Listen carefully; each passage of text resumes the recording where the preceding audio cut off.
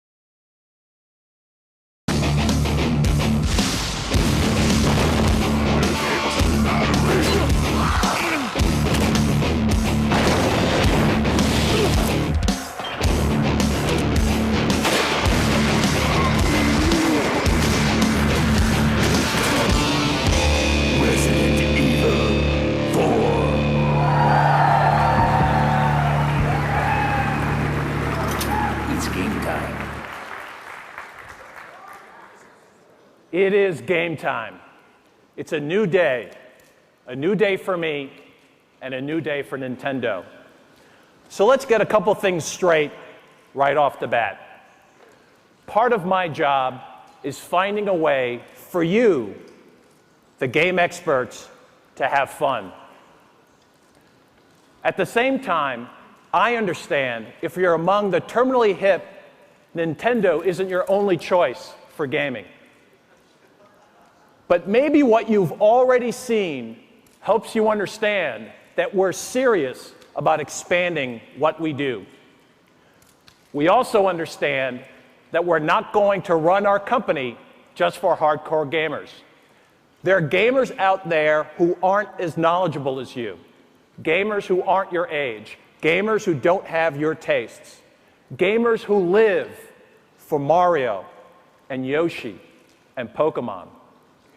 It's my job, it's Nintendo's job, to make sure we satisfy all the gamers and to do it better than our competition. We know that this is your third stop on the press tour over the last 24 hours. We know what you've seen and heard, so let me draw a comparison. One of our competitors is a manufacturer in Japan who wants to capture every one of your entertainment dollars, transporting all your content between all your electronics devices on their memory sticks. We're not that company. And there's another company out there who doesn't care what you do as long as you do it on their operating system.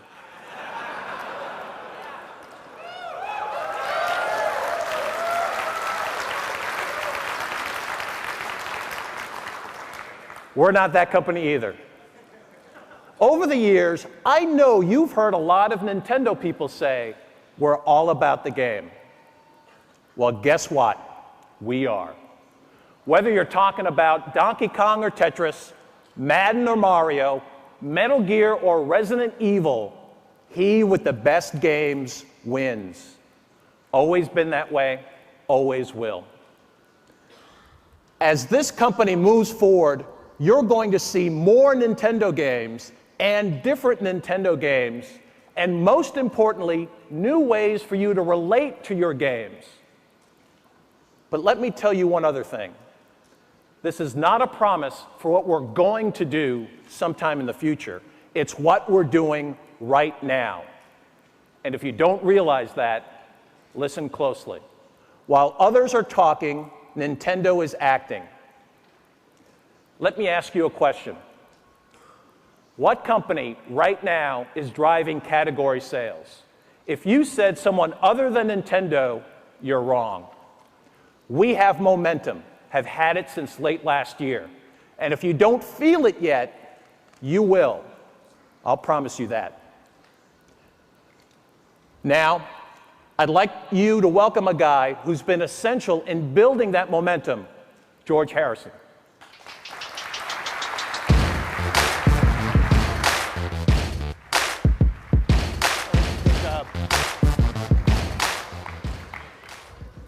Well, good morning. Reggie mentioned what's going on in the market right now, so let's take a look. This graph shows the industry sales, excluding Nintendo, over the last 2 quarters, compared with the previous period. Now, you don't need an MBA to realize that this really isn't a pretty picture. A full half year of negative growth. Now, let's look at what Nintendo's done in the same time periods. In the last 3 months of last year, up a whopping 21%. And in the first quarter of this year, despite the fact that we're competing with our own success, last year launching Pokemon Ruby and Sapphire, Zelda Wind Waker, and even Game Boy Advance SP, we're up another 7%. So without Nintendo, there would be no growth. On the console side, we see plenty of business yet to be done in this generation. And unlike one of our competitors, who appears anxious for this generation to end, we're intent on fully playing out our hand. It's how we've always played the game because it works. Right now, industry growth is being delivered by Nintendo, only by Nintendo. And that's because we're focused on the here and now. Here's the up-to-date scorecard on the console business. Over the last year, Sony has sold through about 6 million machines. That's a decline of about 28% from the year before. Microsoft moved about 3.2 million machines, essentially flat with the previous year. During that same period, Nintendo sold through over 3.3 million units of GameCube, a jump of 41%. And yes, that is good for second place. So when you run the software equation, you get a very similar answer. Nintendo GameCube is more than holding its own. So far in 2004, we've sold more games per system than Microsoft, and we're closing in on Sony. Now, overall, the three systems combined have sold about 38 million units in this generation. And we believe that the potential for this generation is more than 55 million units. That means there are almost 20 million units still to be sold. And you have to ask yourself, what will sell them? Well, this is the fourth system that Nintendo has introduced and managed to the back half of a console cycle. And we've learned that success here always relies on the same three things. First, we've all burned through the hardcore early adopters, the gamers who want the most extreme challenges.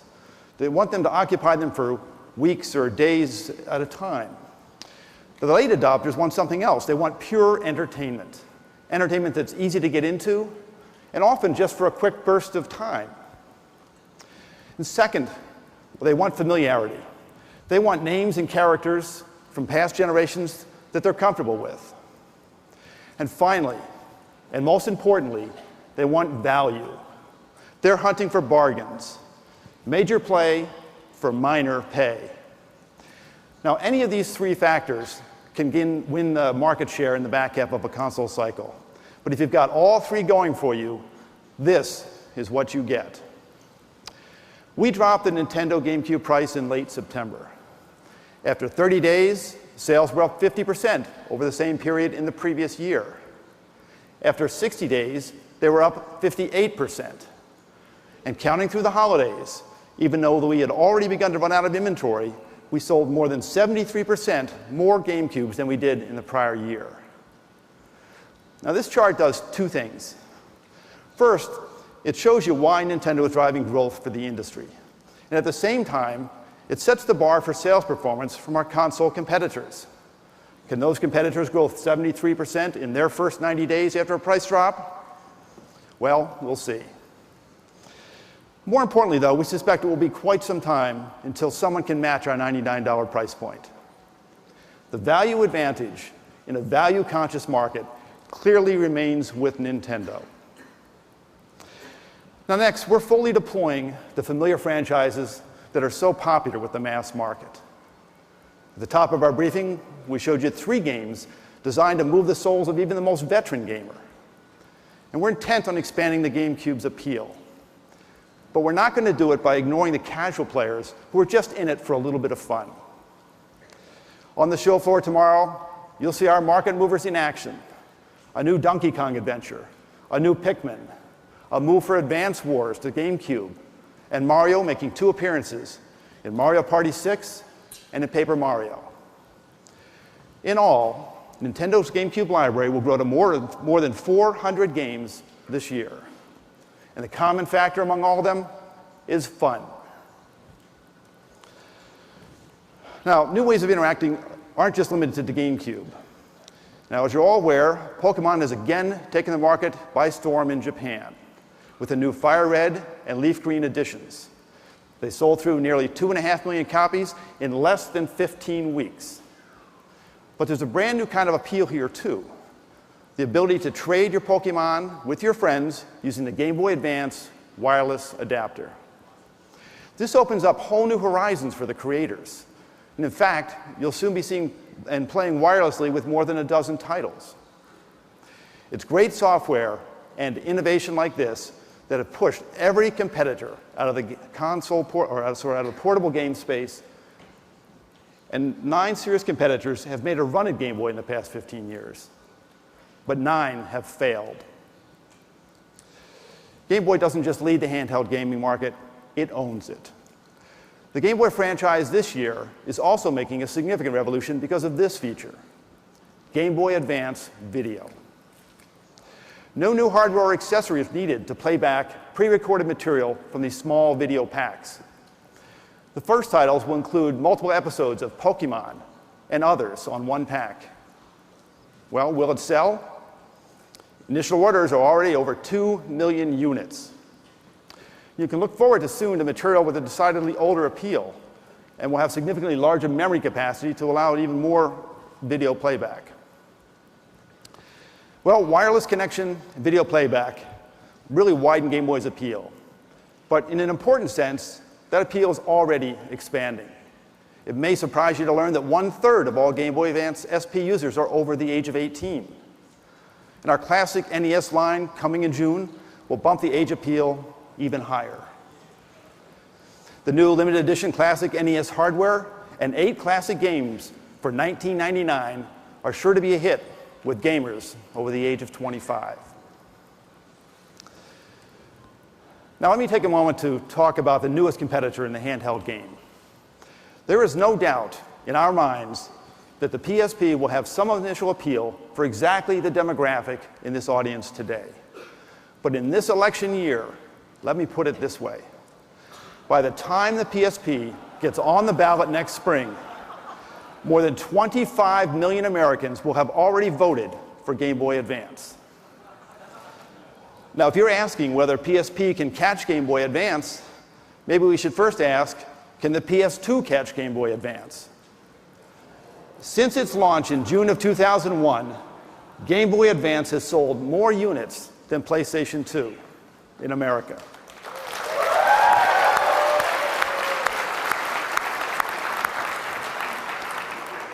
For that matter, since its launch, the SP all by itself has done exactly the same thing.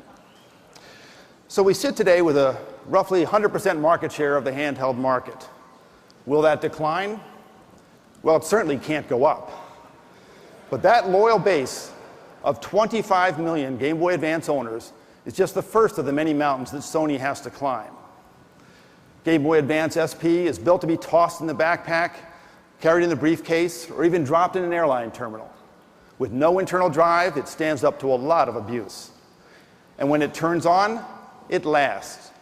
The lack of a moving media also means that the gameplay powers on. We expect our battery life to significantly outpace Sony's. So we think that's enough to be a deal breaker for really true game players. Now finally, those of you who've been around our industry for a while realize that Game Boy, at heart, really is a platform like any other, built on the back of exclusive, must-have titles. Game Boy never would have built its initial audience without the appeal of Tetris and Super Mario Land. Never would have leapfrogged into the sales stratosphere without Pokemon. These are games that launched only on Game Boy. Sony, just like Nokia and others, have to find a killer application before they can truly appeal to the mass market. So bottom line, Game Boy set an all-time record last year. We sold through more systems than any other year in our history. And now, with the wireless play and the video playback, suddenly that appeal is that much greater. In the end, though, it's still about the games. And this year, you'll see Donkey Kong Country 2, F-Zero 2, The Legend of Zelda, Mario Advance, Mario Party, and Mario Pinball, all coming to Game Boy Advance. Together, there's a heavenly array of hits for both Game Boy Advance and Nintendo GameCube. The stars truly are coming out.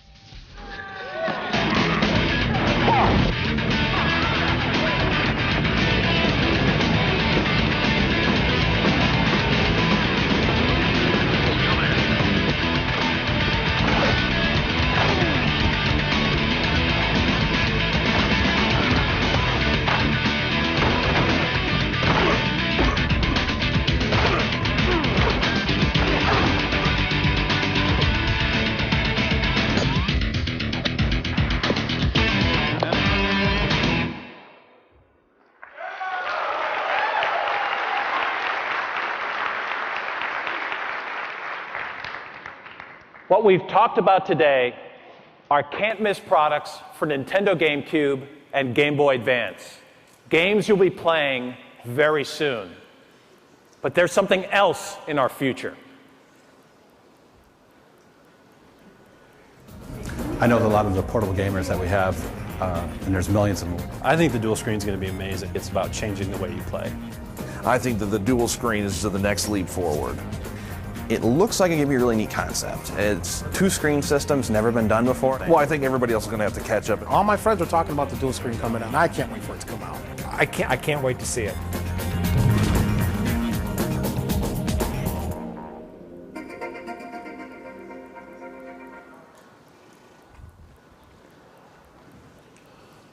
Well, the wait is over. This is Nintendo DS.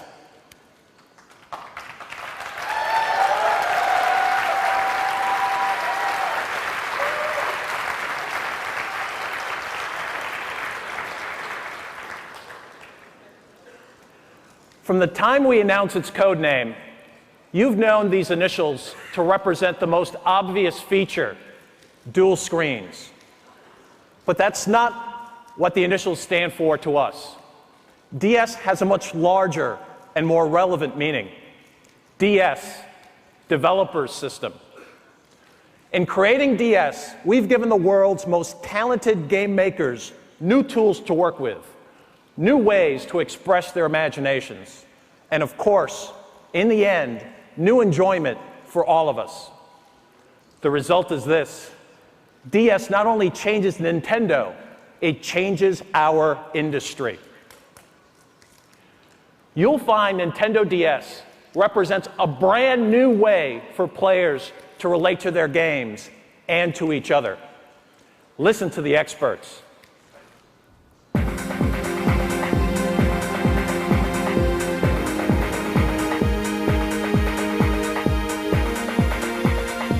Nintendo came down and presented the DS platform to us just about a month or so ago. I think everyone was in shock. When I told the functions of DS to our creators, they were very excited and eager to work on new development. They really liked DS. The introduction of Nitro, or the DS, is going to allow us to take handheld gaming to the next level. The history of the platform in the last 10 years is that improvements were made on only certain functions. It has been a long time since the platform itself changed radically. With the DS, I think they set the next standard across the board for all kinds of things. It's going to generate such a new way of playing games that is going to generate automatically more emotion, more excitement, and more fun for the player, which is basically what we are here for. Things will totally change. We will think anew what we want to express and what kind of things we want players to enjoy using this platform. We're expecting to change the contents of the game, how to play the game, and how to make the game. The DS will continue Nintendo's great success in the handheld gaming market. It's very innovative technology that is clearly focused on immersing the consumer into the gaming experience.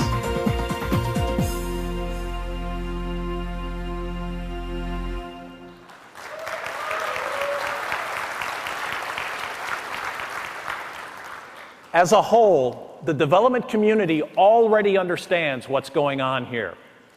I like to think of it like buying a car. Admit it, your left brain looks at a vehicle in terms of the numbers. What's the horsepower, the towing capacity, the 0 to 60? That's our competitor's approach. But your right brain is different. There's only one question out there. Sitting behind the wheel, where will this baby take me?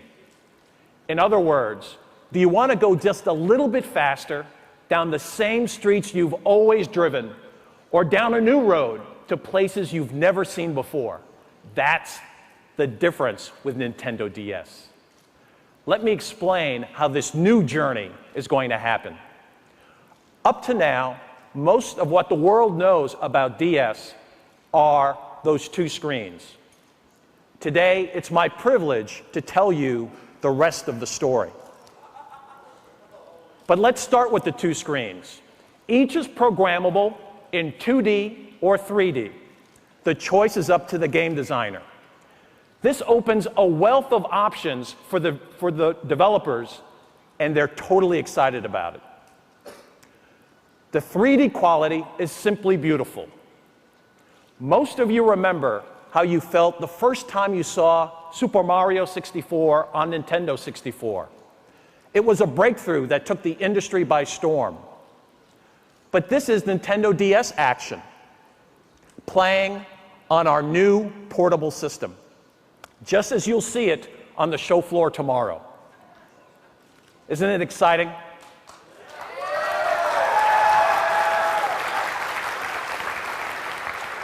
Well, then Mario sees himself in Nintendo DS, and he feels like flying. Now, how exactly do these screens get used? Well, again, it's developer's choice. But for starters, one character can stand 2 panels high, or take 2 different perspectives of the same battle, or monitor constantly available maps and menus.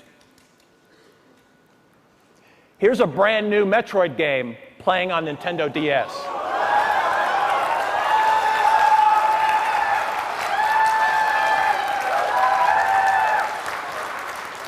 The same way you'll be playing it tomorrow.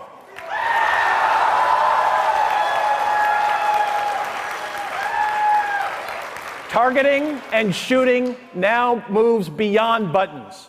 Just tap the screen where you want to fire. Metroid's missions have always been nerve-wracking, but now they're non-stop, because all of your map positioning and weapons changes are done on the fly. It's just awesome. But 2 screens are just the first of 2s that define DS. Let's move on to the next pair, 2 media bays. One accommodates DS software, easily holding games with 1 gigabit of data and well beyond. The other plays all of your favorite GBA games.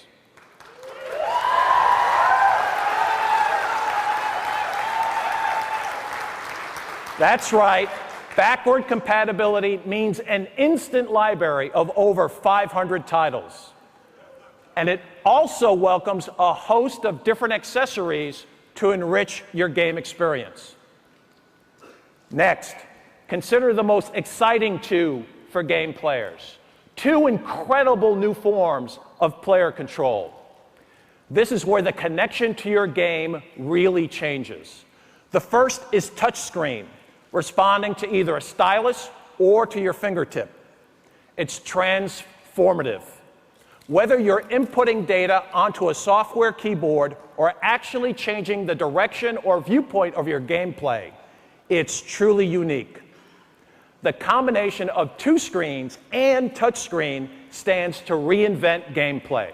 You can only find this on Nintendo. You can only feel this on Nintendo. And besides touch, there's talk. The built-in microphone can be married to voice recognition programs. That means your voice, and only your voice, can control the play. Together, touch and voice opens vast new realms of game interaction. If you're looking for the future of gaming, look at the interface. Finally, my favorite 2, dual wireless capability. The first is a proprietary application that allows up to 16 people to play and communicate together. The range extends up to 100 feet. Think about different seats in an office, a lecture hall, an airplane. Who says they can't all become connected playgrounds? And with Nintendo DS, local wireless takes on a whole new definition. Specifically, imagine instant chat and draw, transmitted exactly like you created in your handwriting. Your little works of art will look the same way on other screens as they do on your own. And DS will even connect for you, springing to life from sleep mode once you're in range of someone else transmitting in group format. But what if your friend is more than a few feet away, say a few time zones away? No problem.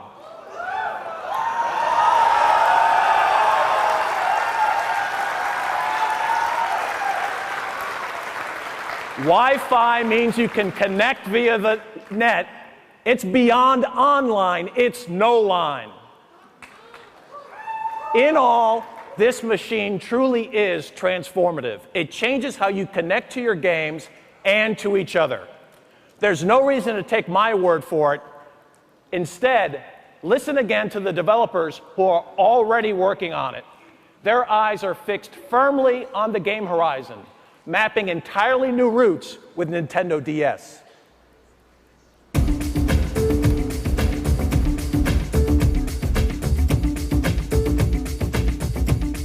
We look at the Nintendo DS as the next generation in portable gaming.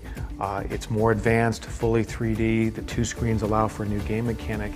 I think the brighter display and I think this new memory format is really going to set the standard for how handheld devices are going to be created in the future. What I like best is the touch panels. The idea of just touching is wonderful. Yeah. It's the touch panels that make things easy. The games that took a very complicated operating system and input system may be more player-friendly by using touch panels. The function will enable us to try more interesting things. And one of the most exciting parts of playing video games is competing with your friends and your family, and to be able to compete with a live person is just ultimately the most exciting part of a product. The fact that a format like Nintendo DS supports that kind of multiplayer is tremendous because it really allows games to get to the next level. We can use 4 screens when played by 2 players, maybe even 6 screens or 8 screens. The number of screens increases rapidly, and that kind of possibility of expansion makes us excited. The developer opportunities are right now what's really driving a lot of creativity in the studios. How are we going to use the wireless? What can we do with 2 screens? What about the touch screen? That's really focusing our game designers on trying to build games in an entirely new way.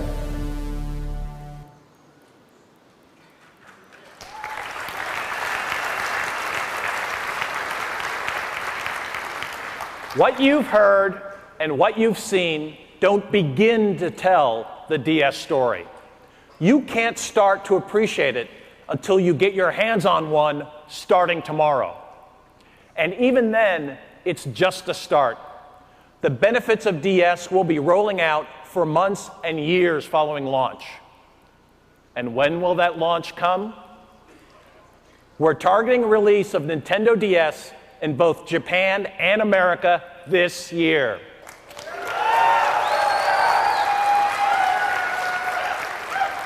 And Europe and Australia in the first quarter of next year.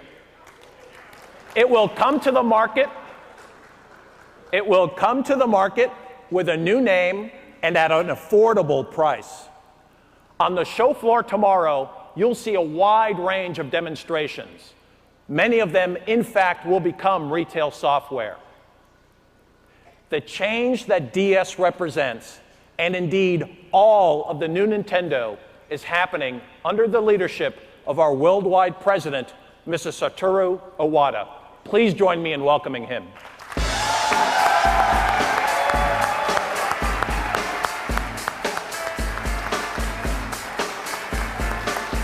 Thank you. Thank you. Nintendo was proud when we introduced the plus key switch with the NES instead of arcade joysticks. Proud of 2-player gaming with the NES and 4-player gaming on Nintendo 64. Proud of that analog joystick and the Rumble Pack and True 3D. We are proud we established portable gaming with Game Boy. All these advances are now industry standards. All make us proud. But I think we are most proud of this.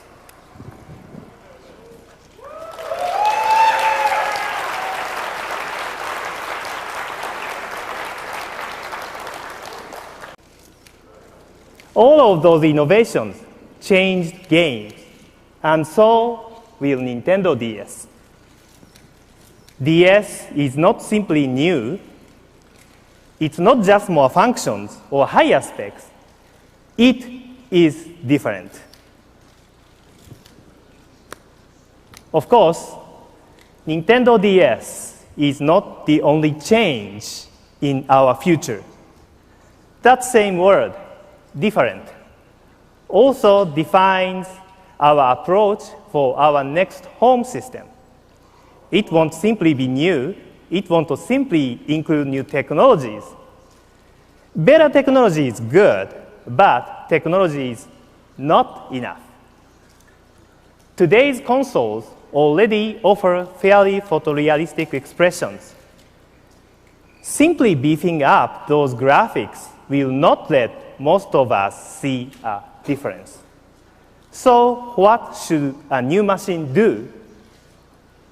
For both game creators and game players, new machine needs to do much more.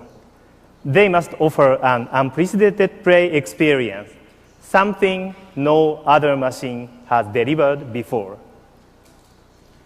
The definition of a new machine must be different. I want you to know that Nintendo is working on our next system, and that system will create a gaming revolution.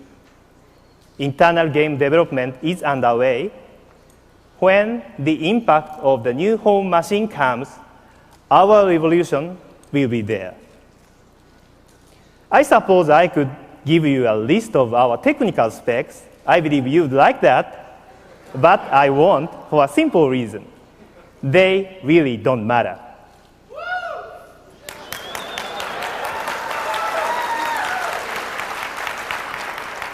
The time when horsepower alone made an important difference is over. From this time on, we must create something more unprecedented experiences, the same way we have with Nintendo DS. So let me repeat. Work on Revolution is well underway. When you see it, you will be excited because you will experience a gaming revolution. And with Nintendo DS, video games will be changed. This week, I invite you to enjoy the great new experiences we are creating for Nintendo GameCube and Nintendo Game Boy Advance, and of course, the wonderful new Nintendo DS. Thank you very much.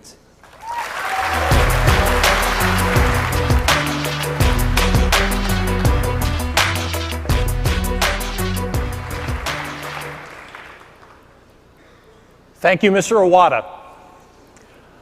I hope you've all enjoyed our program this morning. But before you leave, I'd like you to step inside one more world for Nintendo GameCube.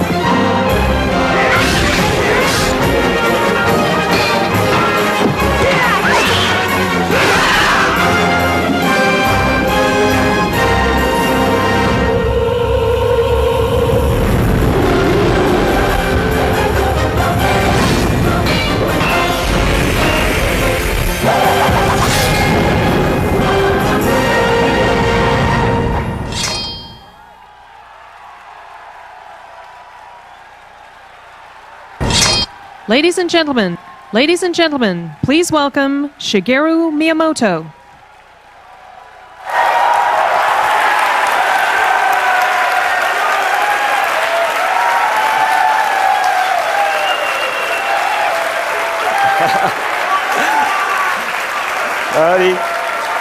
I'm not Link, but I do know him.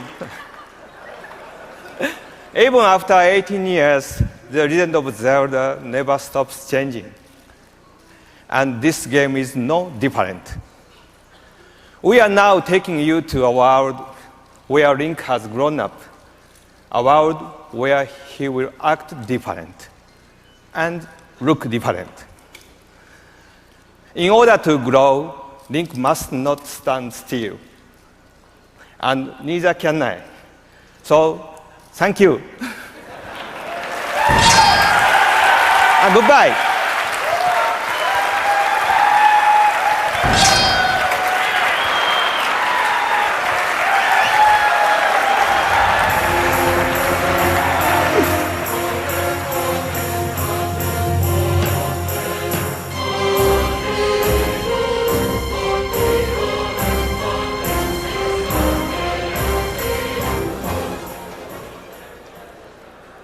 Ladies and gentlemen, I've spent my entire career marketing products to teens and 20-somethings.